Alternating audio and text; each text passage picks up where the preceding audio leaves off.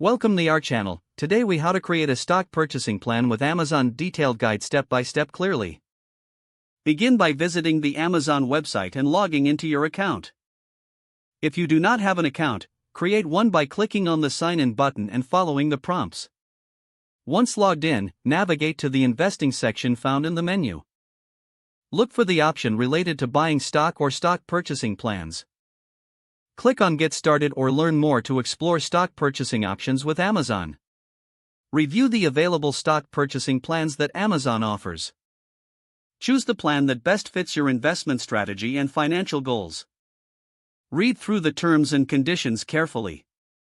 Ensure you understand the minimum investment requirements and fees associated with the plan. Decide on the amount you wish to invest periodically, whether it's weekly, bi-weekly, or monthly. Enter your desired investment amount in the designated field. Select the automatic reinvestment option if you want dividends to be reinvested into additional shares. Provide your payment information, ensuring it is secure and up to date. Check for any additional options, such as tracking performance or receiving statements. Review all entered information to confirm accuracy. Click on the Submit or Enroll button to finalize your stock purchasing plan.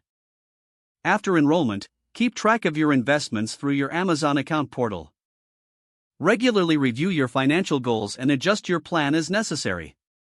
Stay informed about Amazon's financial performance and market trends to make informed decisions. As needed, update your payment method or investment amount to align with your evolving financial situation. If the page does not load, refresh the browser or try again in a private or incognito. Make sure you are using the correct email address, then retype it carefully to avoid small typos. If your password is not accepted, use the reset option and create a new strong password you can remember. Check your spam folder for verification or security emails, then complete any requested confirmation steps. Enable two-factor authentication if available to improve account security and reduce unauthorized access risk.